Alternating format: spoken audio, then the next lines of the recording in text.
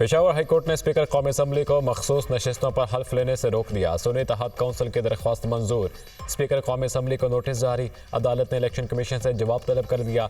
Attorney general और advocate general को अदालती मावनत के लिए नोटिस जारी। 2 रुकनी बेंच ने KP असम्बली में खवातीन की मखसूस नशिस्तों पर महफूज फैसला सुना दिया। पेशावर हाईकोर्ट ने केस सुनने के लिए 5 रुकनी लार्जर बेंच तश्कील दे दिया। जस्टिस इश्तियाक इब्राहिम बेंच की सरबराही करेंगे। लार्जर बेंच केस पर आज समाअत करेगा। जस्टिस इश्तियाक इब्राहिम और जस्टिस शकील अहमद पर मुश्तमिल बेंच ने केस लार्जर बेंच के लिए चीफ जस्टिस पेशावर हाईकोर्ट को भेजा था। खान साहब ने डायरेक्ट किया है, इंशाअल्लाह ताला इस पार्लियामान में हमारा अपोजिशन लीडर उमर अयूब खान साहब होंगे। पेशावर हाई कोर्ट में हम पिटीशन फाइल कर चुके हैं। पेशावर हाई कोर्ट ने स्टे ग्रांट किया है, लेकिन बाकी केसेस में भी हम लाहौर और कराची हाई कोर्ट इंशाअल्लाह ताला जाएंगे, सिंध हाई कोर्ट, और वहाँ भी अदलिया से उम्मीद है कि इंशाअल्लाह कायीन और कानून के मुताबिक फैसला करेगी। पेशावर हाई कोर्ट ने मखसूस नशिस्तों पर मुंतखब होने वाले अरकान को हल्फ लेने से रोका है। दीगर केसेस के खात्मे के लिए लाहौर और इस्लामाबाद हाई कोर्ट में भी जाएंगे। अदलिया से उम्मीद है आइन और कानून के मुताबिक फैसला करेगी। उमर अयूब कौमी असम्बली में अपोजिशन लीडर होंगे। बैरिस्टर गोहर की मीडिया टॉक।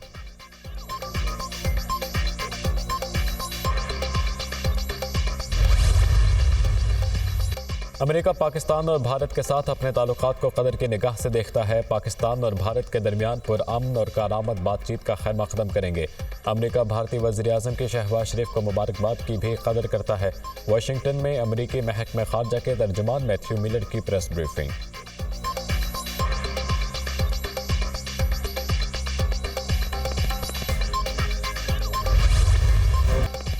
वज़ीर आज़म ने PIA की निजकारी पर अमल दरामद के लिए हतमी शेड्यूल तलब कर दिया। वजारत निजकारी ज़रूरी इक़दामात के बाद 2 रोज़ में शेड्यूल पेश करे।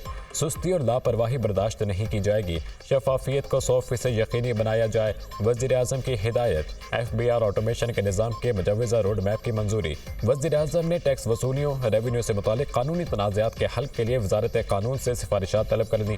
कानूनी तनाज़ात हल करके 1.7 ट्रिलियन रुपए की फराहमी में हायल रुकावटें दूर करें। हमारे पास ज़ाया करने के लिए मजीद एक लम्हा भी नहीं। इस्लाहात पर अमल दरामद से ही 6 से 7% शरह तरक्की का हसूल मुमकिन हो सकता है।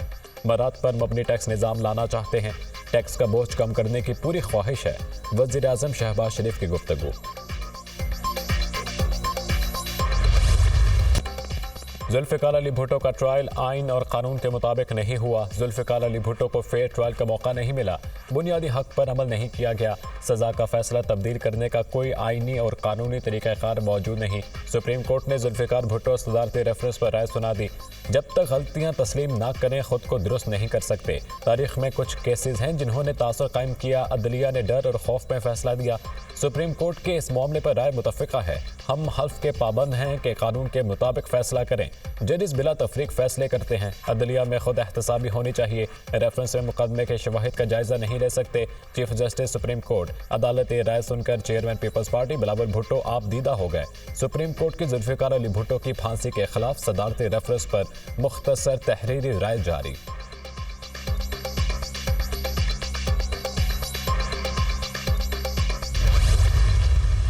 अदालत ने ये बात माना है कि कायदे अवाम को फेयर ट्रायल नहीं मिला, और अपने इब्तिदाई कलमात में जुडिशरी ने ये वाज़े कहा कि हमें अपने माजी के गलतियों को दुरुस्त करने के लिए ये फ़ैसला सुना रहे हैं। उम्मीद ये है कि 44 ईयर्स के बाद अब जबकि तारीख़ दुरुस्त होने जा रहे हैं, इस दाग की वजह से बड़ा मुश्किल था पाकिस्तान की आम आदमी के लिए कि वो ये समझे कि उनको इस इदारा से इंसाफ मिलेगा। इस फैसला के बाद हम उम्मीद रखते हैं कि अब हमारा निज़ाम सही सिमत पे चलना शुरू हो जाएगा।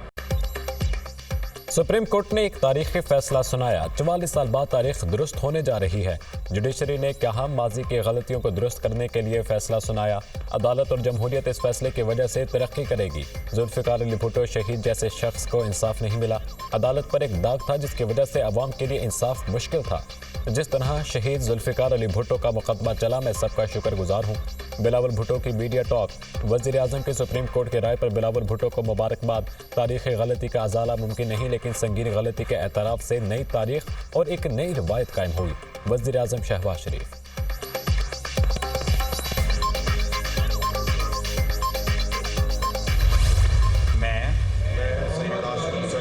सिद्क़े दिल से हल्फ उठाता हूँ या उठाती हूँ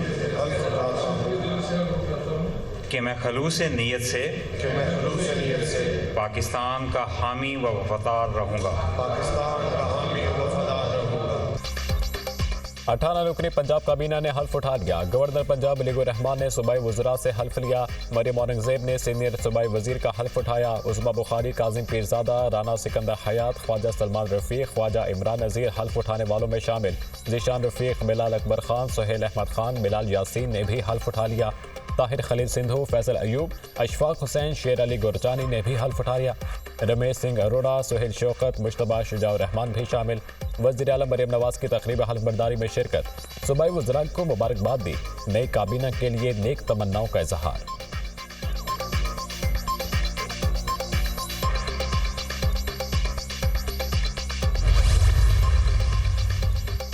पंजाब में सूबाई काबीना के हुजूम में इजाफे का दूसरा राउंड चंद रोज में मुतवक्के। दूसरे राउंड में 8 से 10 सूबाई वजीर काबीना में शामिल हो सकते हैं। अहम वजारतों के कलमदान वज़रा को सौंपने तक वज़ीर आला मरियम नवाज के पास ही रहेंगे और वज़ीर आला खुद ही इन वजारतों के अमूर देखेंगी। चंद महकमों में मशीर तैनात करके वजारतों के अमूर चलाए जाएंगे।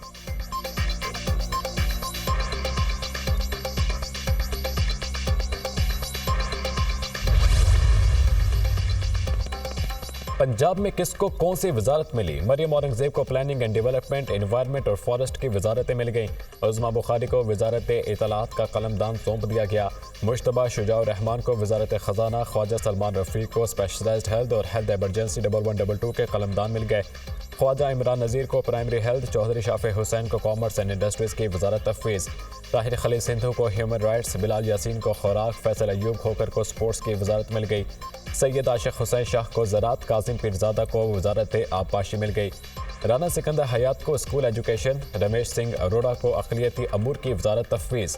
सरदार शेर अली गोरचानी को माइंस एंड मिनरल्स, ज़ीशान रफ़ीक को बल्दियात, सोहेब अहमद मलिक को मवासिलात, सुहेल शौकत भट्ट को सोशल वेलफेयर और बिलाल अकबर खान को ट्रांसपोर्ट की वजारत मिल गई।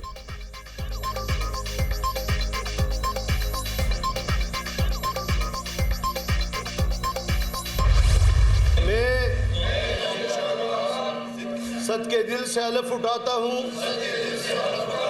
कि मैं खलूस नीयत से पाकिस्तान का हामी व वफादार रहूँगा। खैबर पख्तनख्वा के 15 रुकनी काबीना ने भी हल्फ उठा लिया। गवर्नर हाजी गुलाम अली ने सूबाई वज़रा से हल्फ लिया।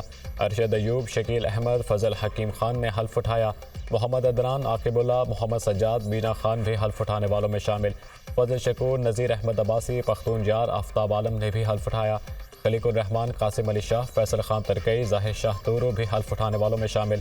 गवर्नर खैबर पख्तनख्वा के सूबाई वज़रा को मुबारकबाद, नेक तमन्नाओं का इजहार।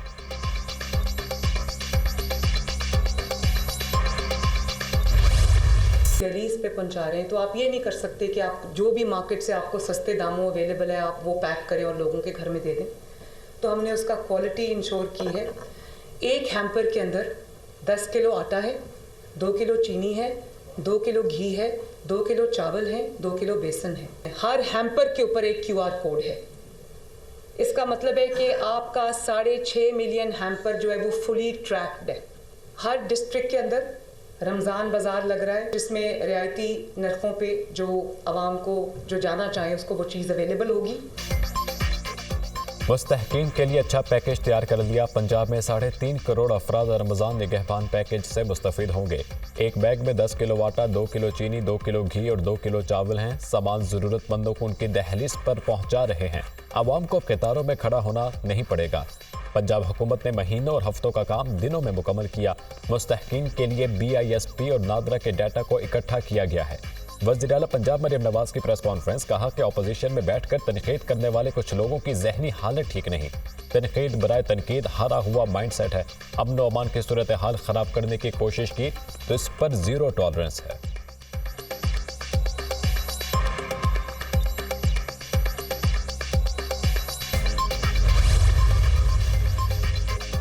अडियाला जेल बड़ी तबाही से बच गई। रावलपिंडी पुलिस और सीटीडी ने मुश्तरका कार्रवाई में 3 दहशतगर्दों को हिरासत में ले लिया।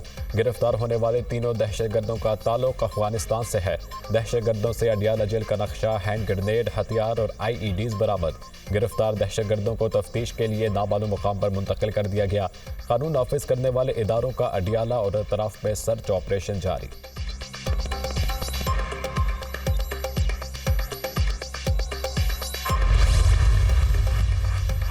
सानी है 9 मई के मुल्जिमान को कड़ी सजा मिलनी चाहिए। CCTV फुटेज के जरिए 9 मई में मुलविस लोगों का तयन किया जाए। बानी PTI का मुतालबा, इलेक्शन ठीक हुए हैं तो सिर्फ 4 हलकों का ऑडिट करवा लें। इंतखाबात से सिर्फ 3 जमातों को फायदा हुआ। मुस्लिम लीग नून की 25 से ज्यादा नशिस्तें नहीं थी मगर इनकी हुकूमत बनवा दी गई। तहरीक इंसाफ को मखसूस नशिस्तें ना देकर जमहूरियत की नफी की गई। जिनकी मखसूस नशिस्तें बनती हैं उनको कैसे दी जा सकती हैं। धांधली ज़दा इलेक्शन से मुल्क की मईशत बैठ जाएगी। सियासी इस्तेहकाम के बगैर मुल्क नहीं चल सकता। बानी PTI की अडियाला जेल में मीडिया से बातचीत।